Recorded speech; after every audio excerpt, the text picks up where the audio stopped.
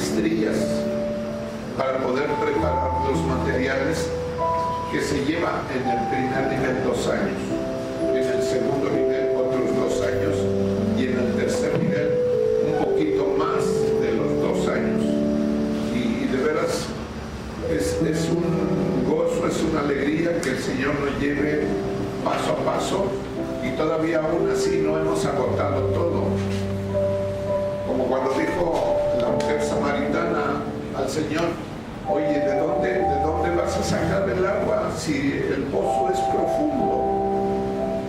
Y ustedes saben que la palabra es profunda, no se le ve el fondo nunca, y podemos sacar agua, que es la palabra, que es la enseñanza, y siempre hay agua allí para todos.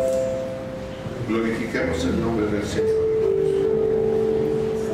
Algo tenía que suceder en un momento especial.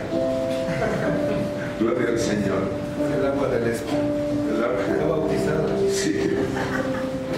Pero quiero comentarles, hermanos, que el tema del mensaje de hoy, para todos los que van a recibir su acreditación, su certificado, y no solamente es para ellos, sino que es para todos. Ojalá que hubiesen venido los que se espantaron con el agua. Pero gracias a Dios que estamos aquí, gracias a Dios que nos permite glorificarle, que nos permite exaltarle, porque cada vez que usted y yo buscamos a Dios y le alabamos y le adoramos, le exaltamos hasta lo sumo. Glorifiquemos siempre el nombre del Señor. Entonces, el comentario que quiero hacerles previo al mensaje, podríamos decir que el tema va a ser: el mar en calma no hace al marino experto. Y fíjense bien la comparación que hay. Por ejemplo, Mateo, el Evangelio de Mateo, nos hace énfasis en el Mesías. El Evangelio de Marcos, el siervo. El Evangelio de Lucas, el Redentor. Y el Evangelio de Juan, el Hijo de Dios. Y el Evangelio de Marcos, mis amados hermanos, hace resaltar ciertas características que deben notarse. Marcos presenta más de los hechos de Jesús y no tanto sus palabras. No es que haya hecho caso omiso de sus enseñanzas. La enseñanza de Jesús es la suma, o es la parte más importante, podríamos decir, el centro de la predicación, de la enseñanza. Pero el Evangelio de Marcos se centra más en los hechos de Jesús, en lo que Él hizo, que en las palabras, que en la enseñanza. Más en los hechos. Por ejemplo, cuando dice el siervo de Jehová, Marcos registra 19 milagros y solo 5 parábolas en su libro. Marcos usa la palabra que se traduce enseguida, luego de inmediatamente, en 41 ocasiones. En contraste con Mateo, lo usa solamente 7 veces. Y Lucas, una vez solamente. Con esto quiero decir que Marcos acentúa la actividad de Jesús y nos lleva a nosotros en esta mañana, en esta hora, a hacer énfasis de que tenemos que estar siempre en una acción maravillosa, en una acción que no tenemos que ser pasivos, sino que tenemos que estar pensando en nuestra mentalidad cómo poner o cómo aplicar, cómo poner en práctica lo que recibimos de Jesús. Marcos no incluye ningún relato del nacimiento de Jesús, ninguna genealogía, su niñez o juventud, solo registran los datos del siervo de Jehová. Siervo de Jehová. Gloria al Señor. Alabamos el nombre del Señor. Glorificamos el nombre del Señor, hermanos, en esta noche.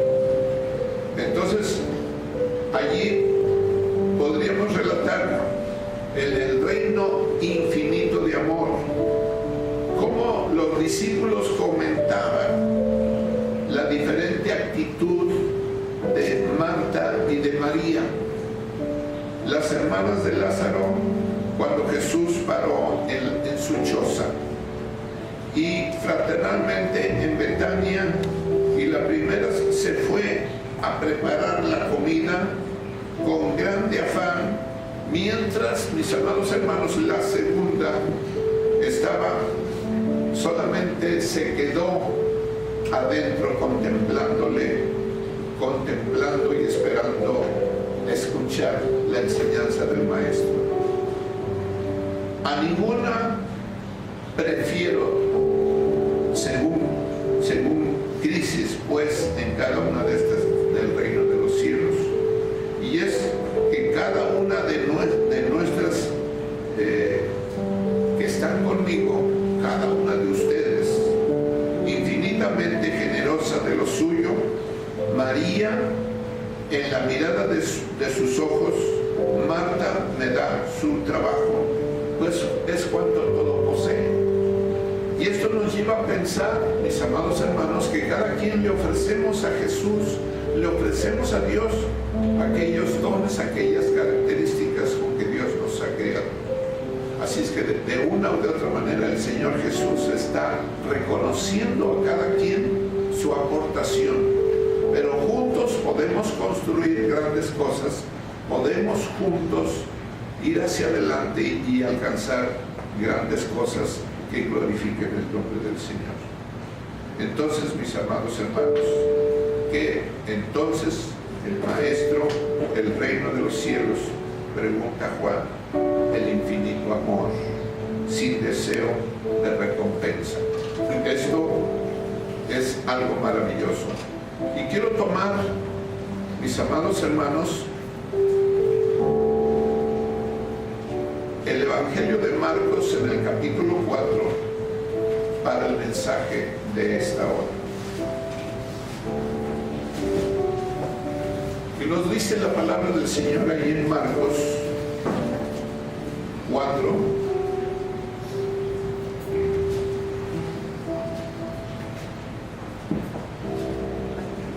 ahí en el versículo del 35 en adelante, utilizamos Marcos.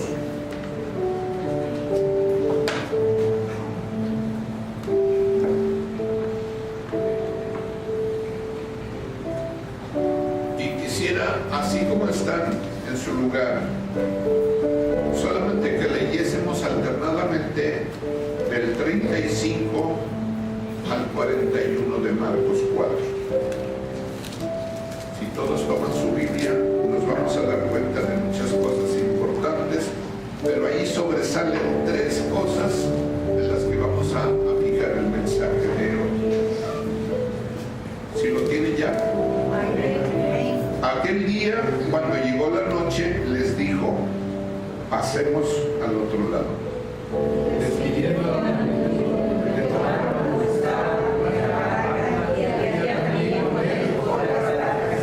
Pero se levantó una gran tempestad de viento y echaba las olas en la barca de tal manera que ya se anegaba.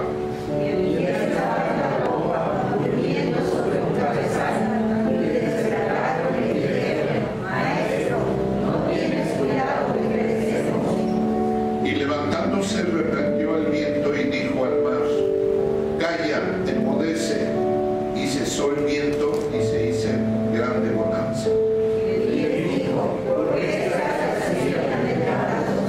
¿Cómo no te Entonces temieron con gran temor y se decían el uno al otro, ¿quién es este que aún el viento y el mar le obedecen? Quiero que levantemos nuestra mano y le digamos al Señor, nuevamente ante ti, Señor, estamos en esta hora para glorificar tu nombre, para exaltarte y bendecirte. Padre, si tú no eres el que nos guía, si tú no eres el que pones tu espíritu en nuestras palabras, nada podría edificar más que tu presencia en nuestras vidas. Así que en esta hora seas con nosotros, que tú hables a nuestro corazón, que tú hables a nuestra vida, que nuestra alma se sienta saturada de tu presencia, de tu caricia, y que tu presencia sea la que nos guíe a partir de este momento. Te lo rogamos todo en el nombre precioso de Jesús. Amén. Amén. Gloria al Señor. El mar en calma no hace al marino experto. En esta narración literal que encontramos, nos encontramos con una experiencia de parte de los discípulos en que según ellos, y podría pasarse también a nosotros, según nosotros o según ellos, en esta narración, estaban a punto de perecer. Pero al maestro solo le bastó una mirada para calmar la tempestad. El Evangelio de Marcos presenta a Cristo, como ya lo he mencionado, como siervo. Y la primera expresión que encontramos aquí, en estas palabras del versículo 35, dice que sería la primera expresión: pasemos al otro lado.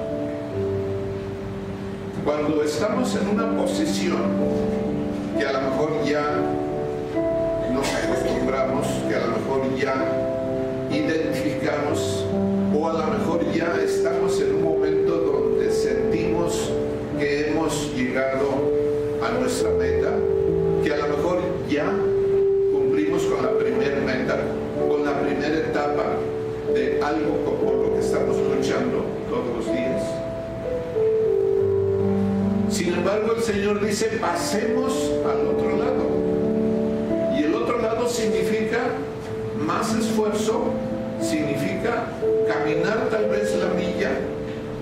Pasemos al otro lado tal vez significa ir hacia arriba, con lo que significa disciplina, con lo que significa esfuerzo, con lo que va a significar a lo mejor más inversión de recursos. Y los recursos no son otra cosa más que el fruto de un esfuerzo, de un trabajo. Las cosas no llegan así como por arte de magia, sino que son el resultado, el fruto de un trabajo, de un esfuerzo, de una disciplina o de algo a la que nos hemos encomendado. El siervo y la tempestad, la tormenta que aquí nos presenta esta narración, es un anticipo de la época actual en que vivimos. El siervo estaba con sus siervos en la barca. La suerte de él era la suerte de ellos. Y podríamos agregar que la suerte de Cristo es también nuestra suerte. ¿Por qué razón? Porque somos seguidores, porque somos sus hijos.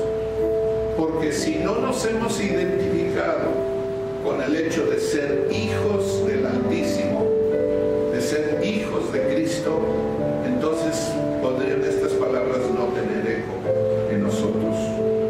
Quiere decir que Cristo está hoy con nosotros.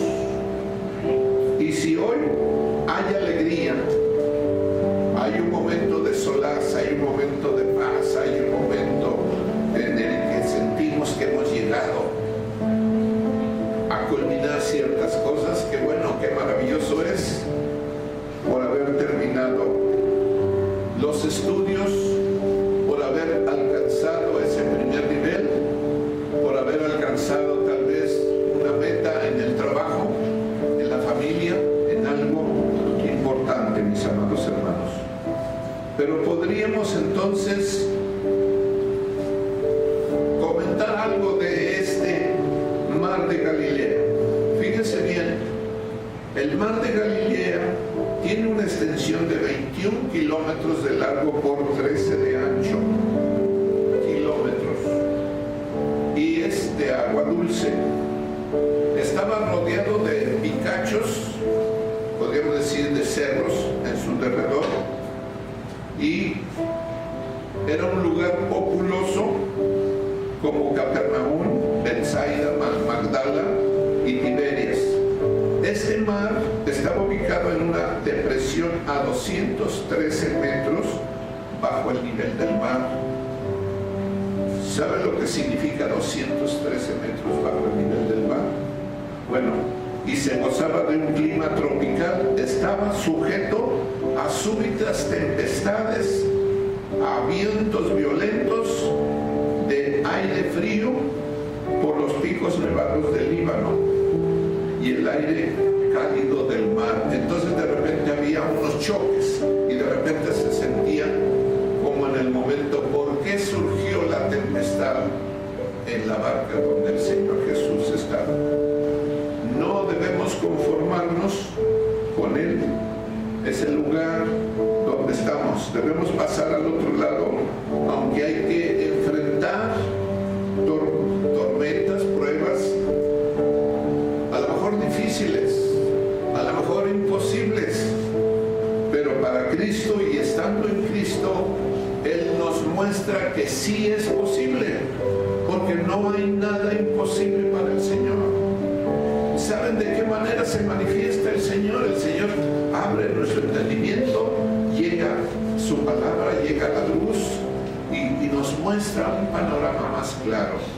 Como que las situaciones de fricción, de problemas, como que en ese momento las contemplamos más sencillas, más prácticas, y gloria a Dios por ello. Fíjense bien, hay muchas situaciones que unidos a Cristo podremos vencer.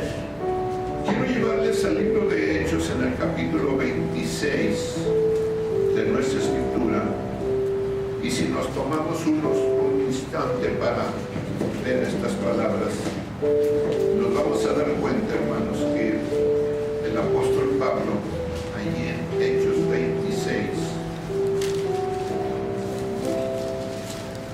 nos relata algo maravilloso que nos dice de la siguiente manera. Hechos 26, solamente los versículos 16 al 18. Fíjese bien, pero levántate y ponte sobre tus pies, porque para esto he aparecido a ti, para ponerte por ministro y testigo de las cosas que has visto y de aquellas en que me apareceré a ti, librándote de tu pueblo y de los gentiles a quienes ahora te envío, para que abras sus ojos, para que se conviertan de las tinieblas a la luz y de la potestad de Satanás a Dios, para que reciban por la fe que es en mí perdón de pecados y herencia entre los santificados. En mi Biblia estas palabras están en rojo, quiere decir que son palabras de Cristo. Y es algo que nos lleva a pensar en esta hora, porque si tomamos el Evangelio de Marcos nos lleva a hacer las cosas inmediatamente. Dice, pasemos al otro lado. Inmediatamente tenemos que pensar, no solo recibir las palabras, no solo analizarlas, sino inmediatamente tal vez nos lleva de qué manera nosotros podríamos aplicarlas, pero de una manera inmediata. Una segunda consideración, que tenemos que confiar en el poder de Dios. Si solamente fueran palabras, si fueran fábulas o fuera algo histórico, pues podríamos decir, bueno, no, nada va a suceder, pero es palabra de Dios y Dios está presente en este momento aquí. Nos sentimos halagados, nos sentimos de una manera diferente porque la presencia nos envuelve, la presencia nos guía, la presencia nos anima. No sé a usted cómo le parezca, pero a mí me anima. Y los discípulos estaban siendo preparados para la obra. Y los hermanos y la iglesia aquí están siendo preparados para la obra. Habrá tareas, habrá formas de cómo vamos a glorificar el nombre del Señor, y cada vez que logramos una meta Y cada vez que entra una nueva persona por esas puertas, y cada vez que logramos hacer amistad en una nueva familia, en una persona, en una joven, en un señor adulto, cada vez que logramos con la presencia de Dios, con su Espíritu y con su palabra, logramos, no es otra cosa sino que Dios está trabajando a través de nosotros, que somos instrumentos en sus manos, y con ello estamos glorificando. Hoy Dios también está preparando, mis amados hermanos, hombres y mujeres que le glorifiquen, hombres y mujeres que estén listos para hacer la obra del Señor. ¿Cómo usted siente que el Señor le ha traído esta mañana? Yo siento que algunos hermanos o algunas hermanas que a lo mejor tuvieron miedo, pero fíjense bien, enseguida vamos a ver unas palabras de Cristo Jesús, precisamente para algunos que por alguna razón mayor no pudieron estar. Y parando en el conocimiento de la palabra de Dios y de su obra, es importante tener un conocimiento de Dios. Nos lo menciona allí en el versículo 38. Y estaba en la popa durmiendo sobre su cabezal, y le despertaron y le dijeron: Maestro, ¿no tienes cuidado que perecemos? Y ustedes más adelante se van a dar cuenta que el Señor dice: hombres de poca fe, ¿por qué no tenéis fe? Y esa fe no es una fe de solamente decir: no, yo tengo fe en Dios, porque Él es grande, Él es poderoso, yo sé que Él es mi Dios. Pero aquí le está mostrando que necesitamos tener más conocimiento de Dios. Gloria al Señor. Y entonces el texto parece que aquí Dios se había olvidado de ellos. Sin embargo, sabemos que Dios siempre tiene cuidado de nosotros. El apóstol Pedro, allí en el capítulo 5, versículo 7, dice: echando toda vuestra ansiedad sobre Él, porque Él tiene cuidado de vosotros. Y ahí nos está confirmando con otra palabra de que Él siempre tiene un cuidado especial en nuestra vida. No sé de ustedes si podrían asegurarse en su corazón de que Él siempre tiene cuidado de nosotros. Podemos glorificarle, podemos ofrecerle una ofrenda de palmas y decirle: Señor, con eso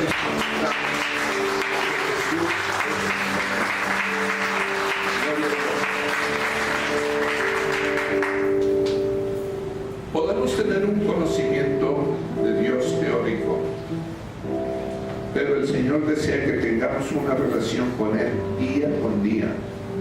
Este conocimiento es algo importante para entender a Dios, conocer lo que Dios quiere de nosotros, para servirle con amor. El profeta Jeremías dice: no se alabe al sabio en su sabiduría, ni al rico en su riqueza, ni al valiente en su valentía. Alábese en esto, en conocerme y entenderme, porque yo soy Jehová, que hago juicio y justicia en la tierra, porque estas cosas quiero, dice el Señor. Estas cosas quiero. Es una expresión fuerte, es una expresión directa, es una expresión objetiva, donde no tenemos que tener duda de nada. Dios está levantando, mis amados hermanos, hombres y mujeres con unción, que estén preparados para predicar el Evangelio.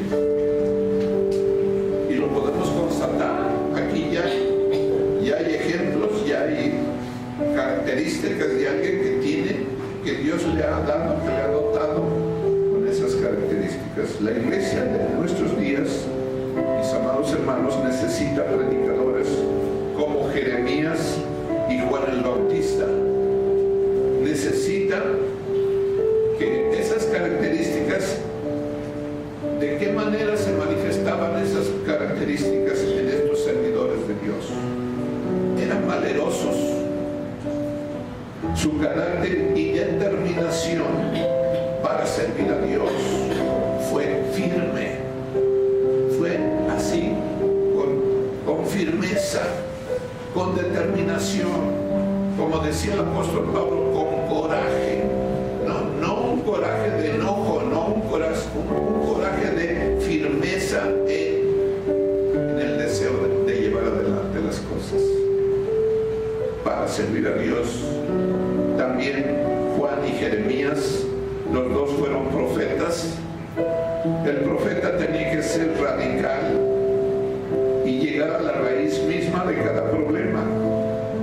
Este vocablo viene del latín radix, que significa raíz. A esto se debe que Juan el Bautista exclamara allí en el capítulo 3:10 de Mateo: y también el hacha está puesta a la raíz de los árboles que no producen fruto. Nos lleva de veras a ponerle un montón de interrogantes cuando analizamos estas palabras. Que el hacha está puesta a la raíz de los árboles que no producen fruto. ¿Y de qué manera podemos producir fruto? Estar unidos a Cristo nos lleva a producir fruto, y fruto en abundancia, fruto agradable que glorifique su nombre. Ese es el objetivo en todos los aspectos que vemos en la palabra. Jeremías denunció a los profetas falsos, y hoy en día hay muchos profetas falsos. No es solamente como algo histórico que pasó, es algo real, porque solamente tenemos que pasar de aquella fecha a acá y nos damos cuenta que en el tiempo de hoy también hay profetas falsos, y que tenemos que tener cuidado, y no tenemos que dejarnos llevar por las fábulas, y que ya por allá pues anunciaron y dijeron, y ya uno va allí y se deja seducir por unas palabras que a veces no nos llevan a ninguna consecuencia. Tenemos que ser firmes, tenemos que reconocer de dónde venimos, dónde hemos nacido, y que Cristo nos dice que debemos ser fieles hasta la muerte. Glorifiquemos el nombre del Señor. La tarea principal del sacerdote era preservar el futuro y proteger el Estado. Por el contrario, la obligación del profeta era interpretar el presente a la luz del pasado. Juan y Jeremías desafiaron al Estado y se atrevieron a anunciar que Dios estaba moviendo la situación y que cambiaría el estado de cosas.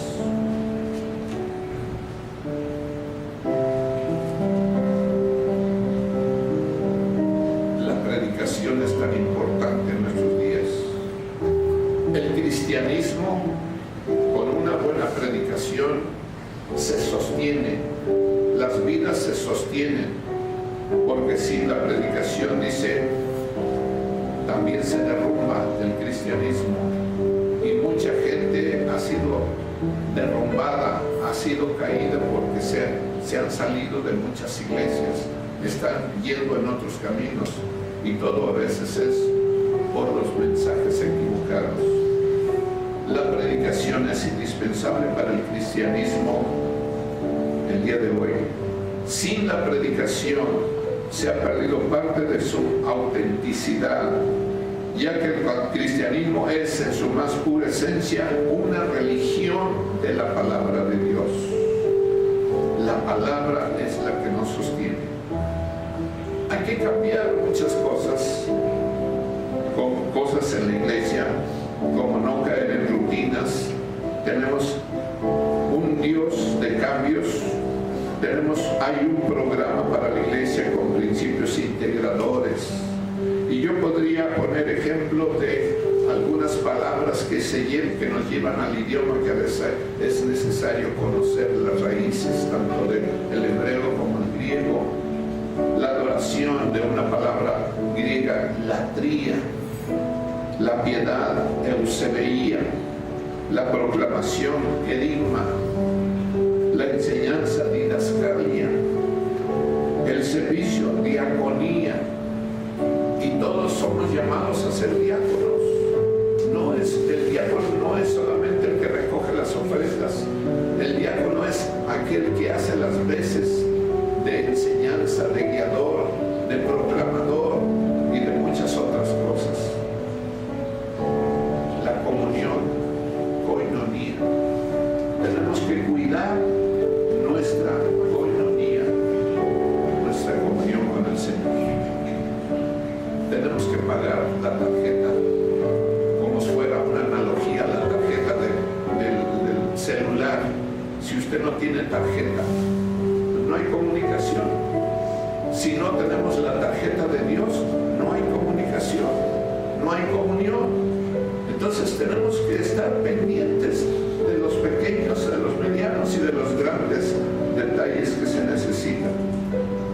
Nuestro ministerio de semillas, mis amados hermanos, tiene como propósito ayudar a cada creyente a descubrir sus talentos y a la vez prepararlos en el mejor desarrollo de los ministerios que el Señor nos ha encomendado. ¿Cuántos de ustedes que están aquí en esta mañana creen que el Señor le llamó? Y alguien dice, por ejemplo, una hermana con cierta edad dice, no, yo no voy a predicar. Le aseguro que usted va a predicar así como lo hizo Jesús, a una persona, a dos personas o a una multitud. A lo mejor no lo va a hacer a una multitud, pero sí va a transmitir el mensaje de Dios a través de usted, de un joven, de una señorita, de un niño. Todos tenemos que tener un conocimiento de él. Entonces, en el mejor desarrollo de las misiones, de los ministerios que el Señor nos ha encomendado, la gloria yo creo que va a ser para Él. ¿Cuántos creen que la gloria va a ser para el Señor? De estos principios que mencioné, algunos integradores, se derivan algunos objetivos. Y hay muchos objetivos, pero solamente voy a mencionar 2 o 3. Contribuir al desarrollo de una vida devocional y ministerial fructífera. Enseñar principios y técnicas de estudio bíblico que permitan al estudiante conocer a Dios. Una de las cosas importantes es conocer a Dios. Y el Señor Jesús elevó una oración que hasta el día de hoy todavía está latente, todavía está presente. Y ustedes y yo la hemos escuchado, ustedes y yo la tenemos que tener casi como algo, como un principio que nos debe regir todos los días. Esta es la vida eterna,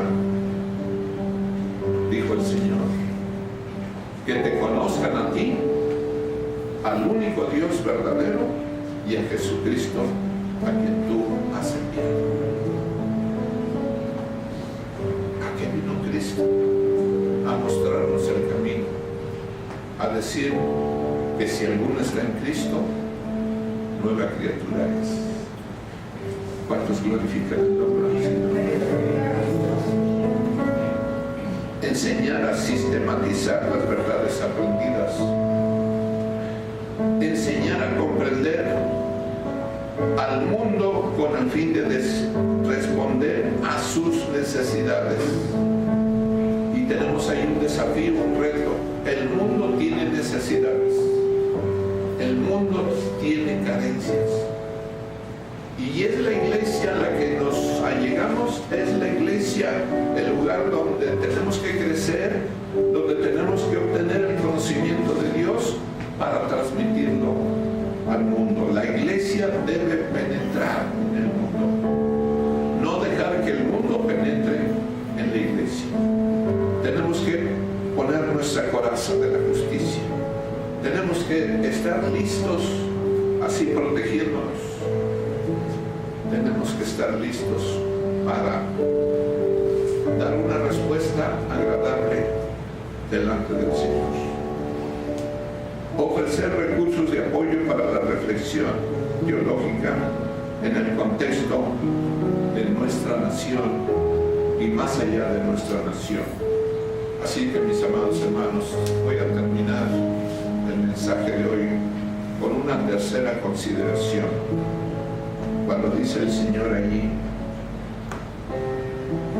ya vimos, calla, enmudece, y el poder de Dios no está más que latente. Cuando dice, el Señor está presente, el Señor es poderoso, pero también dice allí, ¿por qué estáis amedrentados? En otro evangelio dice, ¿por qué tenéis miedo?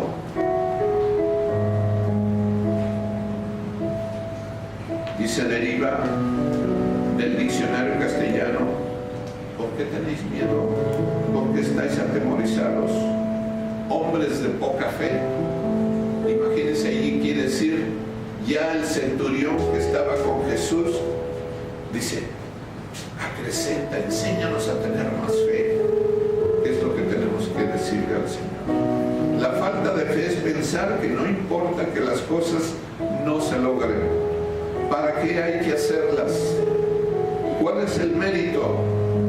Y usted sabe lo que dice Hebreos 11:6. Sin fe es imposible agradar a Dios. Tenemos que agradar a Dios. Y hoy no podemos salir de aquí si es que no hemos manifestado un sentimiento de gratitud hacia el Señor, un sentimiento para glorificarle, mis amados hermanos. Dios no nos ha dado un espíritu de cobardía, sino de poder, de amor y de dominio propio. Tenemos que estar firmes, ceñidos nuestros lomos en la fe. Queremos ser marinos expertos, usando esa analogía, porque van a decir, bueno, ¿qué tiene que ver el marino con nosotros? Tomamos esa analogía. ¿Cuántos de ustedes les gustaría ser un marino experto? Y ustedes saben que los marinos allí tienen que pasar por muchas disciplinas. A las 3, 4 de la mañana, cualquier horario, no hay horarios para ellos. Tienen que estar listos. Y los discípulos estaban ahí en la barca y el Señor estaba durmiendo, aparentemente durmiendo, dice. Cuando fue cuestionado, ¿no tienes cuidado que perecemos? Y podríamos siempre reclamarle al Señor, ¿no tienes miedo que perecemos? No, ¿por qué no nos ayudas? ¿Por qué no nos sostienes? ¿Por qué no abres el camino? ¿Por qué no nos muestras la solución a las cosas? Y el Señor solamente dijo, hombres de poca fe. Tiene que ser una fe de acción, no solamente una fe pasiva. San Pablo a Timoteo nos dice, el que quiere vivir piadosamente sufrirá persecución. Confirmando los ánimos de los discípulos, exhortándoles a que permaneciesen en la fe y diciéndoles, es necesario que a través de muchas tribulaciones entremos en el reino de Dios. No hemos sido llamados para tener a veces tipos de vidas muy confortables o muy pasivas, sino que hemos sido llamados para enfrentar ciertas dificultades. Tenemos que estar listos para ello. Entremos en el reino de Dios. Y el libro de Proverbios nos dice, el que en integridad camina, este será salvo. Hoy nuestros hermanos que van a ser llamados a andar en integridad, y para este fin, mis amados hermanos, van a enfrentar problemas y dificultades, etcétera, pero van a moldear su carácter. Finalmente Dios quiere que tengamos un carácter firme. ¿Recuerdan cómo fue censurado el Señor cuando estaba en el templo, en el mercado de los mercaderes allí? Y dijo, y echó fuera todos los cambistas y botó todas las mesas y todo lo que tenían ahí de venta. Y le dijeron, lo cuestionaron, ¿por qué haces esto? ¿Con qué autoridad lo haces? La casa de mi Padre, casa de oración será llamada. Tenemos que venir tal vez más tiempo para clamar a Dios, tal vez más momentos de entrega. No es solamente para deleitarnos en la palabra, para estar en un momento de adoración que es importante, pero también dice el Señor que tenemos que estar más tiempo en oración. ¿Cuántos glorifican el nombre del Señor? Quiero decirles, como ya casi terminando el mensaje, la iglesia ha perdido su integridad. Hay crisis en la iglesia. ¿Se puede confiar en la iglesia? Durante 20 siglos la iglesia le ha estado pidiendo al mundo que reconozca sus pecados, se arrepienta y crea en el Evangelio. Hoy en día, en la postrimería del siglo XX, ya del XXI,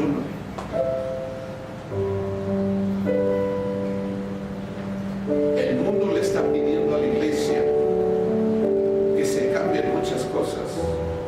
Es el mundo el que está clamando, es el mundo el que está exigiendo, es el mundo al que tenemos que ir nosotros. Tenemos que ser, y de hecho tenemos un Dios poderoso que si usted viene a Él y a través del Espíritu Santo nos reviste, nos fortalece, nos satura, nos llena de su poder. ¿Cuántos lo creen? Glorifiquemos el nombre del Señor, porque de esa manera, mis amados hermanos, vamos a poner en alto el nombre del Señor. Como cristianos afirmamos y no nos avergonzamos del Evangelio de Cristo, pero tal vez el Evangelio de Cristo está avergonzado de nosotros. Somos llamados a predicar el mensaje de integridad para la iglesia. Y hermanos, de esa manera vamos a glorificar el nombre del Señor. Solamente de esa manera vamos a glorificar el nombre del Señor. Cuando dice el Señor, pasemos al otro lado, eso es lo que el Señor nos reta, nos desafía, nos dice en esta hora, pasemos al otro lado. Y cuando vemos las tempestades, el Señor tiene todo el poder para decir, calla, enmudece. ¿Por qué tenemos miedo?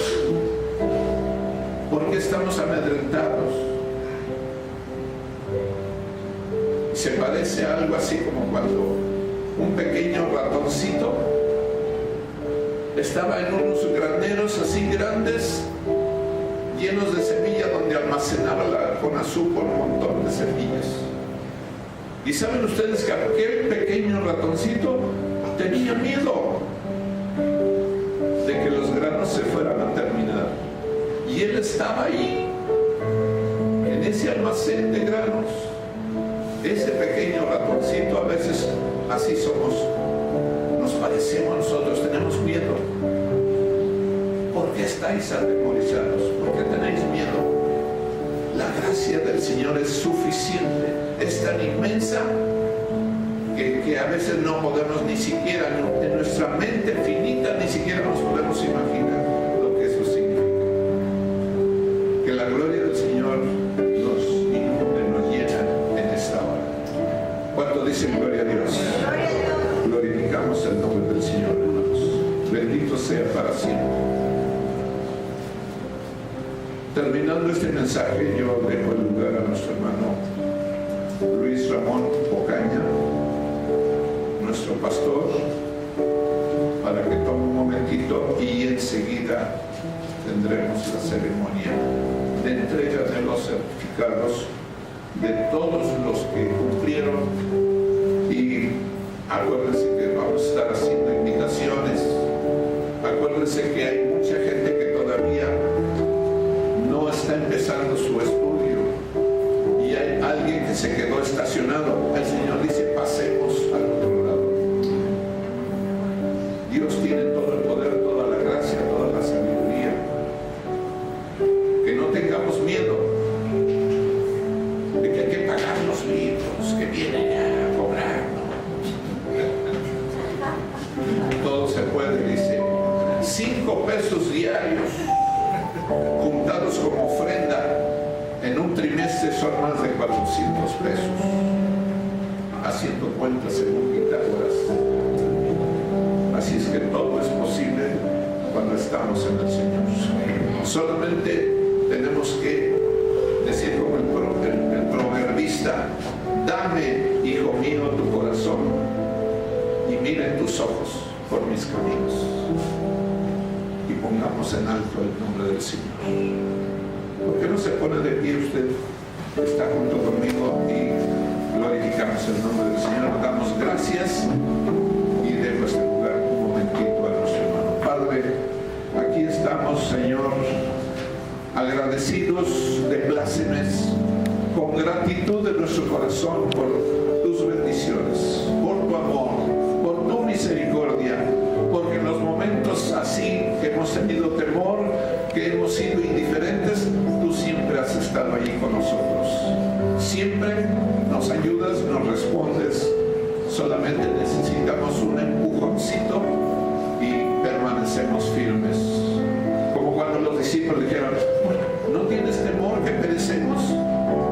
Y el Señor dice: levántate. Y le dice a todos los problemas: enmudece, calla. La gloria es del Señor. Bendito seas para siempre. Padre, gracias por tu bendición. En el nombre de Jesús. Amén. Amén. Muchas gracias, hermano. Toma asiento un momento. Y bueno, un gran agradecimiento a nuestro hermano Alfredo, porque nos ha traído una gran enseñanza de la palabra de Dios. Y pues como pastor, ustedes lo saben, yo voy a seguir exhortándoles, invitándoles, animándoles, motivándoles a que todo miembro de esta iglesia no deje de estar sin prepararse en la palabra de Dios. Acabamos de escuchar un mensaje que nos invita precisamente a eso y nos da suficientes razones para poderlo comprender.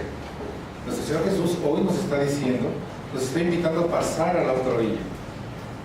En alguna ocasión escuché una definición de lo que es un hombre de éxito. Un hombre de éxito piensa así: mi nuevo éxito está empezando donde el anterior ya terminó. Voy sobre otro éxito. Para la vida del creyente es menester, es necesario que no solamente hayamos sido convencidos por el Espíritu Santo y haber aceptado a Cristo en nuestro corazón como Señor y Salvador. El Señor nos invita, nos sigue motivando para que nos convirtamos en siervos de Él, en discípulos de Él. ¿Por qué es necesario ser siervo y por qué es necesario ser discípulo? Porque a menos que tú tengas la palabra de Dios viva en ti, es como puedes vivir a Cristo en tu corazón. Por ello, amados hermanos, hoy nos habla la palabra y nos pone un ejemplo. El creyente, el discípulo, no significa, como podríamos pensar a veces, en que no vamos a tener aflicciones y no vamos a tener dificultades, en que ya no nos debe sorprender de que aparentemente todo va marchando bien, estamos logrando buenas cosas y de repente se nos empieza a complicar.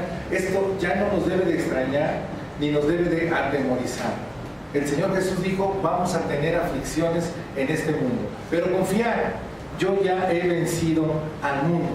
Y aquí viene una gran enseñanza, algo para que hagamos stop en nuestras vidas. Nuestra naturaleza humana, aún siendo creyentes, es tendiente a la ley del mínimo esfuerzo.